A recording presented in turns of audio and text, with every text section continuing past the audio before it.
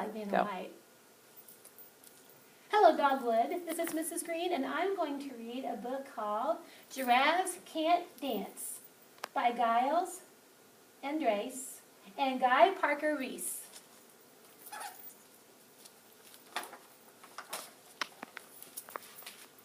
Gerald was a tall giraffe whose neck was long and slim, but his knees were awfully crooked and his legs were rather thin.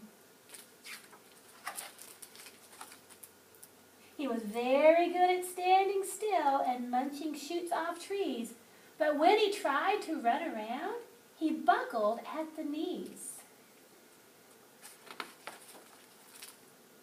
Now every year in Africa they hold the jungle dance, where every single animal turns up to skip and prance. And this year, when the day arrived, poor Gerald felt so sad because when it came to dancing, he was really very bad. The warthogs started waltzing, and the rhinos rock and rolled.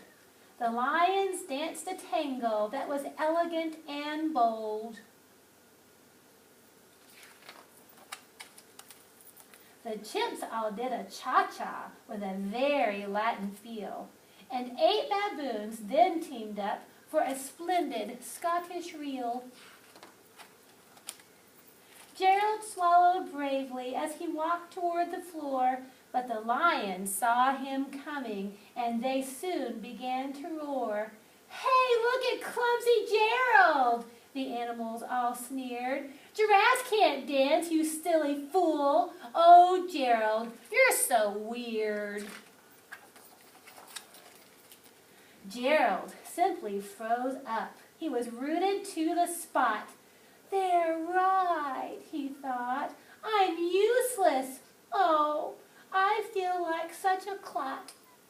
So he crept off from the dance floor, and he started walking home. He never felt so sad before, so sad and so alone.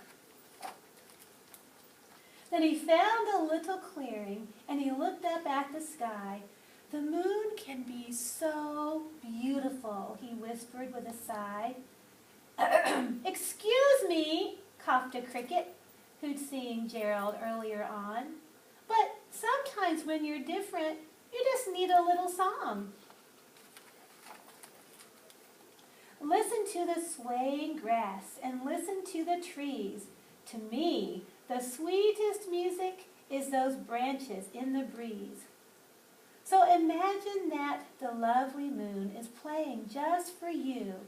Everything makes music if you really want it to. With that, the cricket smiled and picked up his violin. Then Gerald felt his body do the most amazing thing. His hooves had started shuffling, making circles on the ground. His neck was gently swaying, and his tail was swishing round.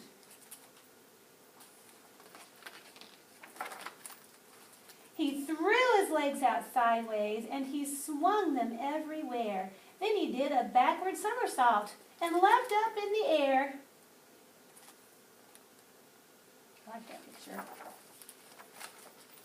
Gerald felt so wonderful. His mouth was open wide.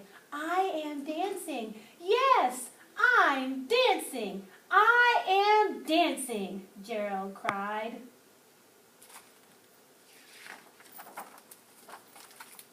Then one by one, each animal who'd been there at the dance arrived while Gerald boogied and watched him quite entranced.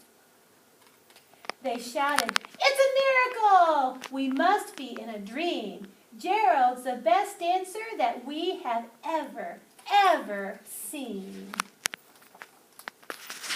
"How'd you learn to dance like that? Please, Gerald, tell us how." But Gerald simply twirled around and finished with a bow.